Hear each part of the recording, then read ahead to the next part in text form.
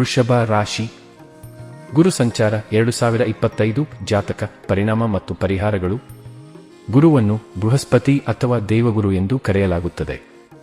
ಈ ಲೇಖನದಲ್ಲಿ ನಾವು ಗುರು ಸಂಚಾರ 2025 ಮತ್ತು ಅದು ನಮ್ಮ ಮೇಲೆ ಬೀರುವ ಪರಿಣಾಮಗಳನ್ನು ವಿಸ್ತೃತವಾಗಿ ತಿಳಿದುಕೊಳ್ಳೋಣ.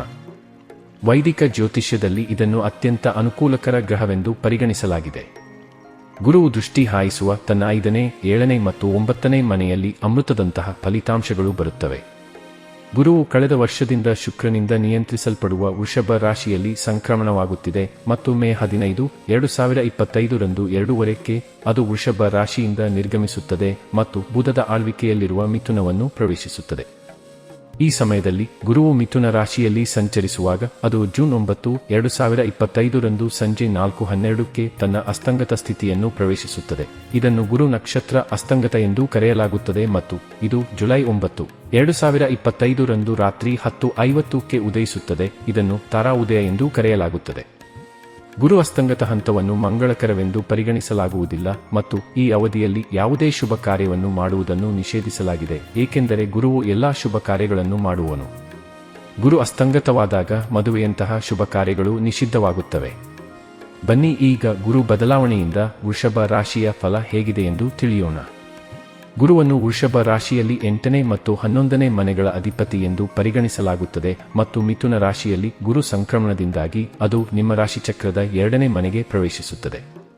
ಗುರು ಸಂಚಾರ 2025 ಪರಿಣಾಮಗಳಿಂದಾಗಿ ನಿಮ್ಮ ಮಾತು ತೀವ್ರವಾಗಿರುತ್ತದೆ. ನೀವು ಹೇಳುವುದನ್ನು ಜನರು ಸೂಕ್ಷ್ಮವಾಗಿ ಗಮನಿಸುತ್ತಾರೆ. ಜನರು ನಿಮ್ಮ ಸಲಹೆಯನ್ನು ಕೇಳುತ್ತಾರೆ.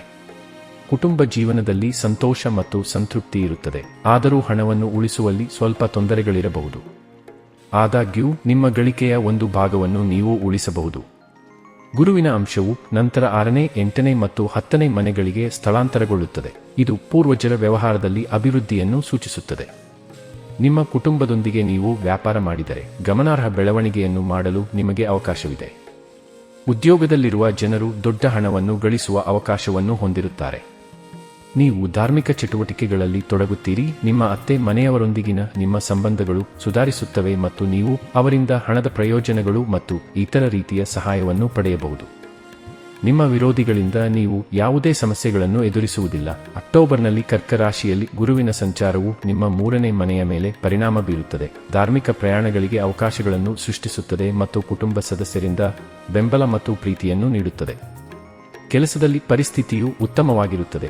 ಆದರೆ ಡಿಸೆಂಬರ್ 4 ರಂದು ಗುರುಗ್ರಹವು ಮಿಥುನ ರಾಶಿಯಲ್ಲಿ ಹಿಮ್ಮುಖವಾಗಿದ್ದಾಗ ಮಾತಿನ ಸಮಸ್ಯೆಗಳು ನಿಮಗೆ ಕೆಲಸದಲ್ಲಿ ವೈಫಲ್ಯವನ್ನು ಉಂಟುಮಾಡಬಹುದು. ಕುಟುಂಬದ ಅಸಮತೋಲನ ಹಾಗೆಯೇ ಸಂಪತ್ತನ್ನು ಗಳಿಸುವಲ್ಲಿ ತೊಂದರೆಗಳು ಇರಬಹುದು. ಮನೆಯಲ್ಲಿ ಜನನವಾಗಬಹುದು ಅಥವಾ ಯಾರಾದರೂ ಮದುವೆಯಾಗಬಹುದು. ವೃಷಭ ರಾಶಿಯಲ್ಲಿ ಜನಿಸಿದ ಜನರು ಸಂತೋಷ, ಸಮೃದ್ಧಿ, ಸಂಪತ್ತನ್ನು ಪಡೆಯಬಹುದು. ನಿಮ್ಮ ಸಹೋದರ ಸಹೋದರಿಯರೊಂದಿಗಿನ ನಿಮ್ಮ ಸಂಬಂಧಗಳು ಉತ್ತಮವಾಗಬಹುದು. ಇದರೊಂದಿಗೆ ಸಂತೋಷವು ನಿಮ್ಮ ಜೀವನದ ಬಾಗಿಲನ್ನು ತಟ್ಟಬಹುದು. ಈ ಸಮಯದಲ್ಲಿ ನೀವು ದುಡಿಯುವಂತಹ ಹಣದಿಂದಾಗಿ ಇನ್ನಷ್ಟು ಇನ್ವೆಸ್ಟ್ಮೆಂಟ್ಗಳನ್ನು ಮಾಡುವ ಮೂಲಕ ಹೆಚ್ಚಿನ ಹಣವನ್ನು ಸಂಪಾದನೆ ಮಾಡುವಂತಹ ಮಾರ್ಗವನ್ನು ಕೂಡ ನೀವು ಕಂಡು ಹುಡುಕಬಹುದಾಗಿದೆ. ಪಿತ್ರಾರ್ಜಿತವಾಗಿ ಬಂದಿರುವಂತಹ ವ್ಯಾಪಾರವನ್ನು ಯಾರಾದರೂ ಮಾಡ್ತಾ ಇದ್ರೆ ಅವರು ಕೂಡ ಈ ಸಂದರ್ಭದಲ್ಲಿ ವಿಶೇಷವಾಗಿ ಲಾಭವನ್ನು ಸಂಪಾದಿಸುವಂತಹ ಅವಕಾಶವನ್ನು ಹೊಂದಿದ್ದಾರೆ. ಉದ್ಯೋಗ ಮಾಡುತ್ತಿರುವವರಿಗೂ ಪ್ರಮೋಷನ್ ಹಾಗೂ ಹೆಚ್ಚಿನ ಜವಾಬ್ದಾರಿ ಸಿಗಬಹುದು. ನಿಮ್ಮ ಜೀವನ ಸಂಗಾತಿಯ ಮನೆಯ ಕುಟುಂಬಸ್ಥರಿಂದ ಈ ಸಂದರ್ಭದಲ್ಲಿ ನಿಮಗೆ ಹೆಚ್ಚಿನ ಪ್ರೀತಿ ಸಿಗಲಿದೆ ಹಾಗೂ ಆಧ್ಯಾತ್ಮಿಕದ ಕಡೆಗೂ ಕೂಡ ನಿಮ್ಮ ಒಲವು ಹೆಚ್ಚಾಗಲಿದೆ. ಆದರೆ ಗುರು ಆರೋಗ್ಯದ ಮೇಲೆ ಕೆಟ್ಟ ಪರಿಣಾಮ ಬೀರಬಹುದು.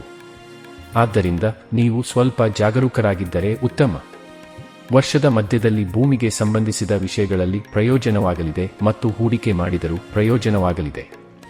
ಹೊಸ ಮನೆಯ ಕನಸು ಸಹ ನಿಜವಾಗಲಿದೆ.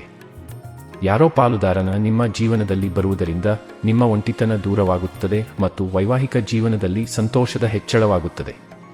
ಗುರುವಿನ ಈ ಸಾಗಣೆಯಲ್ಲಿ ಆಧ್ಯಾತ್ಮಿಕ ಕಾರ್ಯಗಳಲ್ಲಿ ಆಸಕ್ತಿ ಹೆಚ್ಚಾಗುತ್ತದೆ ಮತ್ತು ಧಾರ್ಮಿಕ ಪ್ರವಾಸಗಳ ಯೋಗದ ಸಾಧ್ಯತೆ ಇದೆ. ಶಿಕ್ಷಣದ ಕ್ಷೇತ್ರದಲ್ಲಿ ಈ ಗುರು ಸಕಾರಾತ್ಮಕ ಪರಿಣಾಮಗಳನ್ನು ತರುತ್ತದೆ. ನಿಮ್ಮ ಪರಿಶ್ರಮ ಯಶಸ್ಸಾಗುತ್ತದೆ. ವರ್ಷದ ಕೊನೆಯಲ್ಲಿ ಆರ್ಥಿಕ ಪರಿಸ್ಥಿತಿ ಉತ್ತಮವಾಗುವುದರಿಂದ ಹಣವು ಉಳಿತಾಯವಾಗುತ್ತದೆ. ಪರಿಹಾರ: ಗುರುವಾರದಂದು ಅರಳಿ ಮರವನ್ನು ಮುಟ್ಟದೆ ನೀರನ್ನು ಅರ್ಪಿಸಿ.